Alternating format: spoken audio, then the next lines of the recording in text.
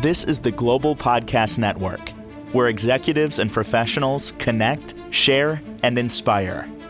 Stay tuned for the conversations that drive success.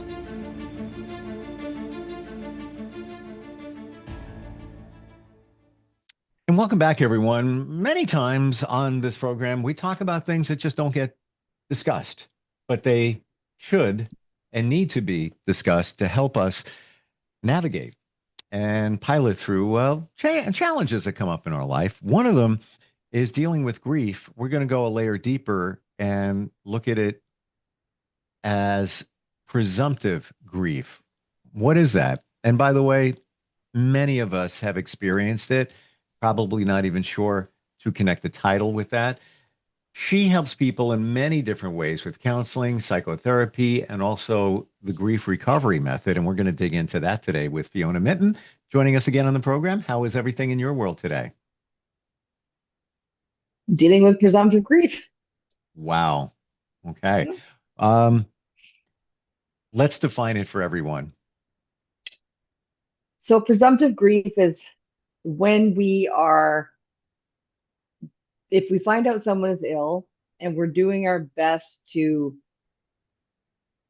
deal with the upcoming loss, so we automatically start to feel things about people and go, well, we know they're going to die, so let's just start grieving now, hoping that it will lessen the grief when it comes. And it doesn't.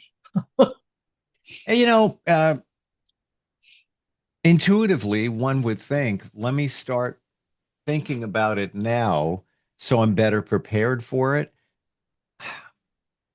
As you say, doesn't really make a difference. But is there any benefit to kind of getting in the mindset, knowing that there's going to be a major loss in your life? Not if I want to miss out on today. Like if I want to miss out on today, then yes, it's perfectly fine to live in presumptive grief. However, if I want to live where my hands are and experience my life today, living 5 years from now or 20 years from now, or even 3 days from now, takes away from my living today. It sounds like the classic, we always say, live in the moment. Don't worry about the future. I don't want to say forget about the past, but just put the past behind you, take the lesson and just leave it be and just live in the moment. And what comes up for me in that situation where you're anticipating maybe the loss of someone, you're not enjoying them now as you could, or you now as you potentially could, because, and it's understandable of thinking about, when they may not be here down the road. How do you work through that? Or do you? Is it just happens? There's really nothing. It just happens. Okay. Yeah. Because we don't even realize we're doing it. Like in hindsight, my dad was ill my whole life. And so we would literally wake up every day and go, oh, it was like a Christmas present because he was still here. He woke up. Awesome. Another day with dad. Right. So I have people in my life who have completely removed themselves from my life because they were dealing with my death when I was given 0% chance of life. However, I didn't die. So they don't know how to deal with the fact that they grieved me or they intended to grieve me. That was the purpose. And then I didn't die. So they don't know how to deal with this person who's not dead. Does this also apply to loss in general? Because when we talk about grief, it's about loss. Example, and there's no comparison here to the loss of a loved one, but when we talk about loss, let's say you're anticipating leaving a job at the end of the month. You've been there a long time, you're very much connected, you're leaving for whatever the reason may be, and you're anticipating what it's going to be like, what it's going to feel like, what loss you're going to feel with that. Is it, in a different way, preemptive grief? Absolutely. It's like it's anything. So I don't even know. Like, it could be the simplest thing. We don't realize that the moment that we're concerned with something that's not tangible, that's not here today, we're not living, we're missing out. Like, we're literally missing out on the moment if if we as people are looking forward to something that may or may not happen. Mm. Right? It's like saying having expectations is a premeditated resentment, which it is, right? So if I have an expectation of someone and they don't do what I think they should do, right? All of a sudden I have this resentment built and I don't know what to do with that. So it's basically the same thing. It's all avoiding living in today, right? The moment that we're doing anything in the future, because none of us are guaranteed a tomorrow. None of us are even guaranteed this afternoon.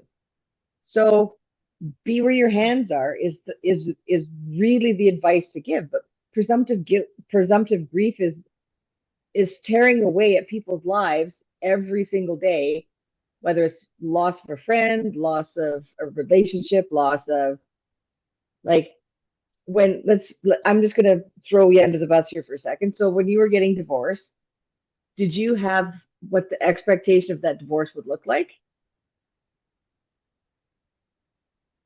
When I knew I was getting divorced, and here I'm under the bus, there were no signs. Things were fine until one day. But from that day forward, as it sunk in, yes, what's life going to be like? I know it's going to be radically different, but I am going to tell you this, and I think it was meant to be. 3 weeks after I realized what was going on, still haven't even processed it. Someone showed up in my life, and the message was, why don't you live in the moment? Can't make that up.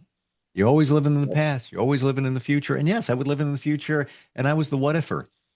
And with everything, I'd be like, what if I lose, this piece of income? What if it? I had no reason to think that, but I was the what ifer. I wasn't living in the moment. I didn't even know what this person meant. Took me time to figure it out, but I believe that was delivered there because I needed to hear it to figure this stuff out.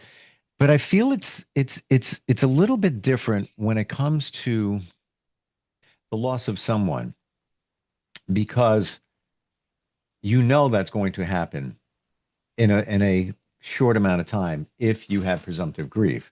These other things we talk about, we don't know. We're just what ifing. That is I believe yeah, that's a known. We're gonna go. I think we have a call. Hi, who's this? Hey, this is Kenneth. I actually had like a question related to that. I was wondering if you guys think, like, let's say somebody with like terminal illness, like a family member or a loved one, their time is coming, and like if you're like mourning their death like beforehand, like before they even pass, if that could be good or bad, like for the mental health. So you're saying, is it Like mourning the death before, while they're still here, because then they still put somebody in a pretty bad mood until the actual like passing. He's absolutely right. It was Kenneth, correct? Yes, ma'am. Yeah.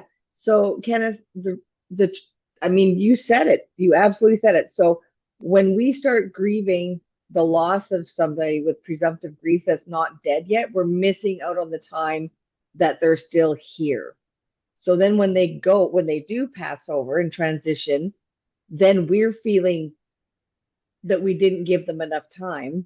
Like we're feeling guilty, which makes no sense because we've wasted the time that we had with them worrying about them not being here. Does that make sense? You bring up an amazing point right there, Fiona, in that guilt. Do you think that we're also doing it to release some guilt? And there's always going to be guilt with, especially the passing of someone, where you have that, I should have spent more time. I should have done this. I should have done that. I mean, it can consume you with the passing of someone. Do you think that we're trying to, with preemptive grief, that we're trying to release some of that guilt ahead of time? Possibly, possibly. Yep. Mm, Because you want to have that relationship until the relationship's not there. I would not want to feel sad every single day going to visit somebody with the thought that they may not be there, because I want to take every stitch of love I have while they're here. yep. Yep. And regardless of whether it's imminent that somebody's passing, kind of fundamental, live life to the fullest, the best you Yeah. can every moment. And it, not minimizing anything, it's hard not to have preemptive grief. Yep. It's what can we do to live more in the moment in that situation? I say, oh, I mean, I'm coined for it. Everybody always says, Fiona says, be where your hands are. And it's true. Like the only way to truly stay in this moment is to be where my hands are. Before I got on this conversation with you, I was not where my hands were. I was thinking about my Auntie Betty that's in the hospital. I was thinking about my Auntie Jackie that's in, and they're all not young people. So I'm like, oh, I mean, I was crying before I came on here because I was like, uh-oh, they're gonna go, and I need to get to them because that's what I need to do. Instead of sitting here feeling sorry for myself that they're in the hospital not doing well and older, then how about I just take some action, get in my car and drive and go visit them so I don't have the guilt of sitting here, oh my God, they're going away. How about I just go visit them? Solve the problem. Living in the moment and enjoying every moment. Every moment. But it's not easy. Let's be No, it honest. takes practice. It takes practice. Well, there's also emotion involved. Like it's just walking in the room when they're there. You know that there's a certain amount of time. We don't know exactly. It's not easy. It's not easy getting past that. But I guess living in the moment and other techniques. And I know people kind of poo-poo this, but deep breathing brings you to the moment, Mm-hmm. gives you the awareness of the now, and helps you block things out. Not that you want to block that out, but those feelings so you can be here and be present. It works. Everybody will tell It you, does. done right, it works. But we like to say, well, it's breathing. I just breathe anyway. No, if you take deep, deep breaths, let them out, be intentional, it can help you refocus to the moment. Um, I just want to It's share. also the best painkiller. Well, yes, that it's true. Yep. I was having trouble sleeping last night. What was I doing? Breathing and just, focusing. And after a little while, drifted off, slept great. Slept great. Woke up once, went back to sleep, done. 631-319-6275 or instant feedback, steve@gmail.com. Fiona, this grief recovery method that you help people with, we've never really gone deeper into that. Can you tell us what that is, how that works? Well, it was a program that they've set up. It was set up, it was started by a couple of men who had some pretty serious grief. So one of the gentlemen had lost a child, um, and him and his wife, like in 1977, they lost their baby and was a baby, and he went searching for answers in grief, and there wasn't any. Like, how do you deal with this? How do you deal with the loss of a child?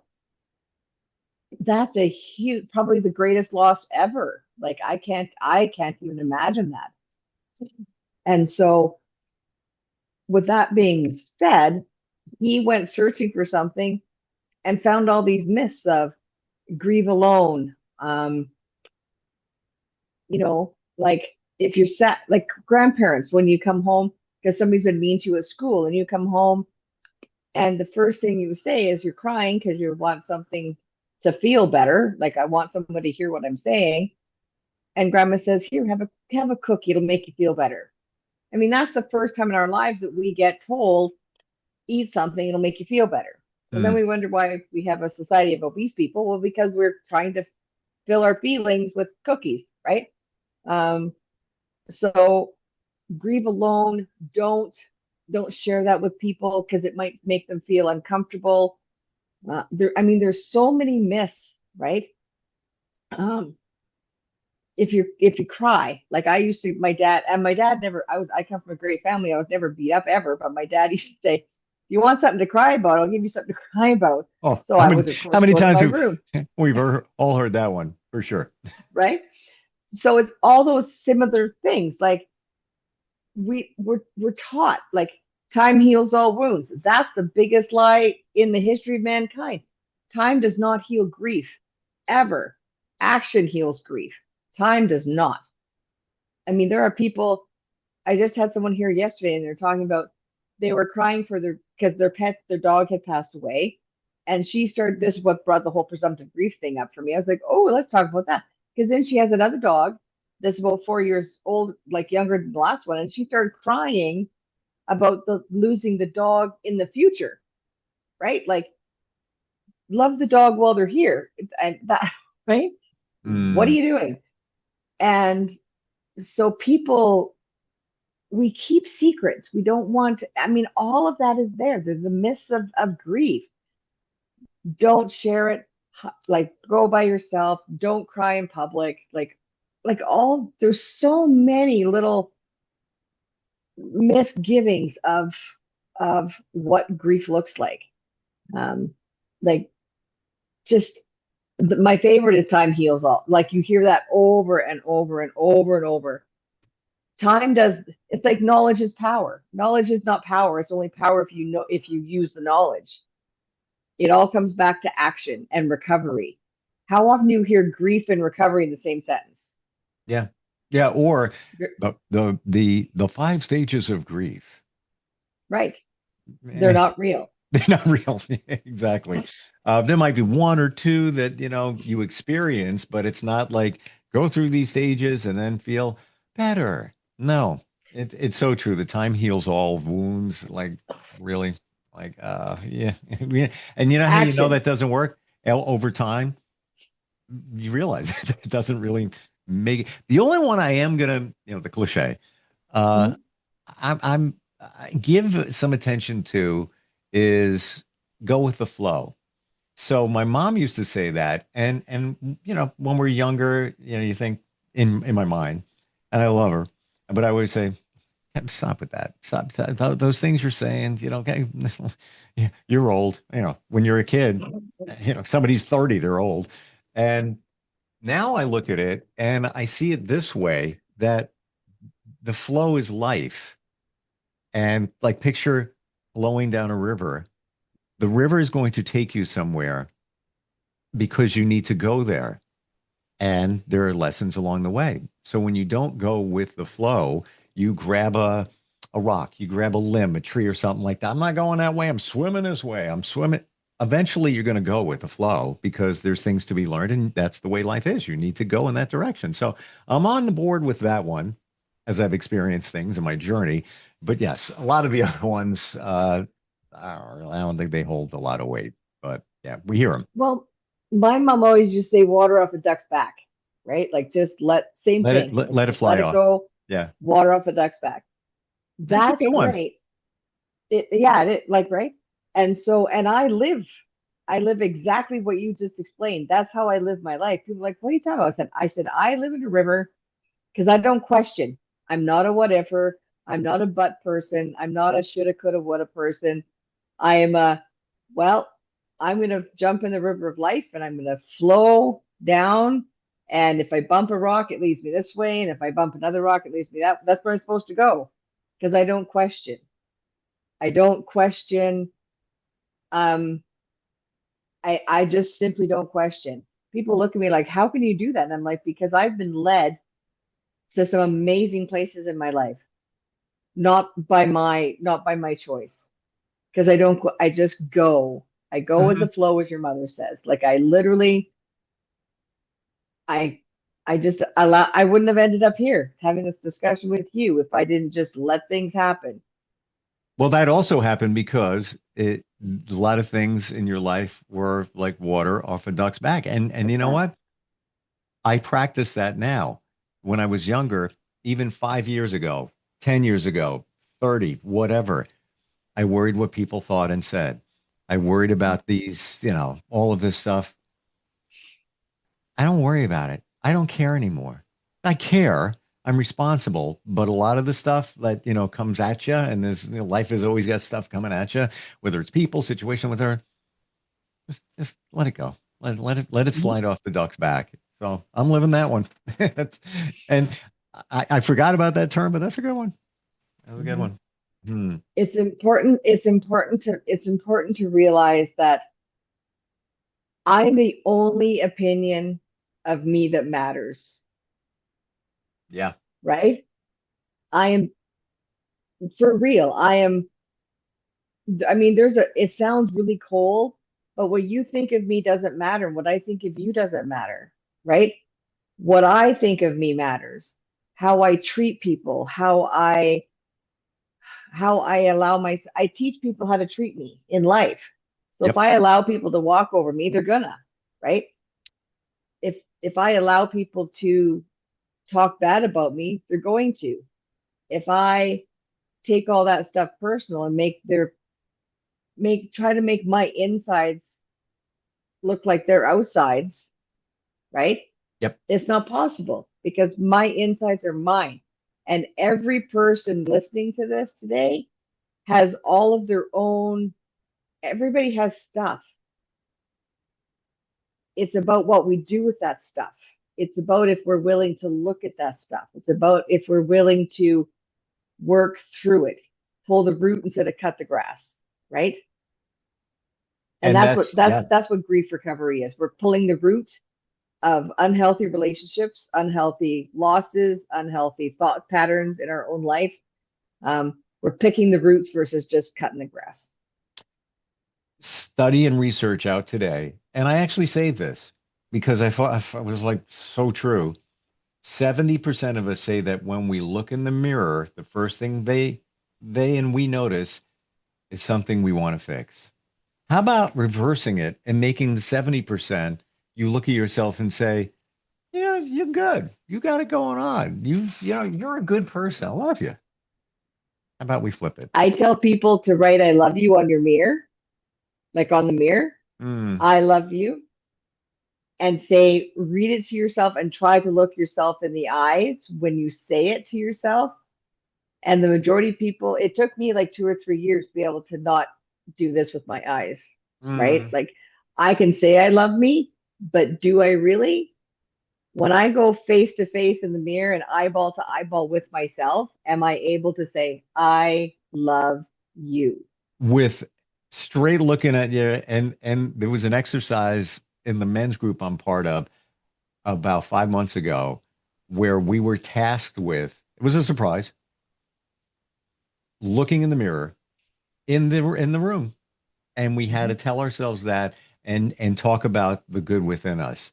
And a lot of times the men would frame it in a different way and not speak of themselves and then we hammer them. Nope. Talk about you. Back to you now. It was impactful, but while others are watching, very uncomfortable. And everybody knew if you weren't eye connecting with the mirror, everybody knew.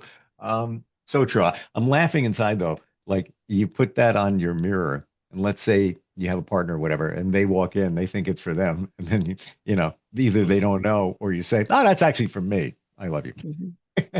How do we find you, connect with you? If somebody's going through some grief challenges, need some support in terms of what you offer, which is fantastic. How do we do that? www.fffreedom.online, and my email is info@fffreedom.online. Thank you for sharing today. Thank you for your honesty and transparency about your life. Saying prayers for you and your family. And thank you so much for being here. Thanks, man. See you next week. This is the Global Podcast Network, where executives and professionals connect, share, and inspire. Stay tuned for the conversations that drive success.